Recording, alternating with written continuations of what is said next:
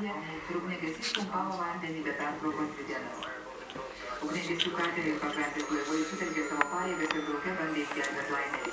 Vien tik ugniagesys išpylė 1,5 milijono litrų vandens.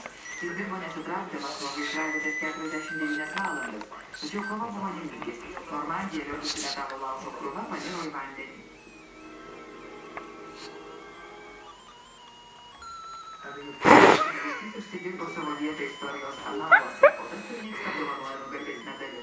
Tačiau 1973 metais tas pripažinimas tapo oficialus. Tada ugniagesys atskubėjo į svetainę nusigabenusio laivo ir naftos tankerio susikūrimo vietą. Tąsyk jau įgulą išdegančio laivo išgelbėjo 7 ar 8 žmonės ir už šį vyriškumą tiek pats laivas, tiek ir jo komanda gavo galantiškiausio laivo medalį. Tik šis vienintelis laivas turi tokį apdovanojimą.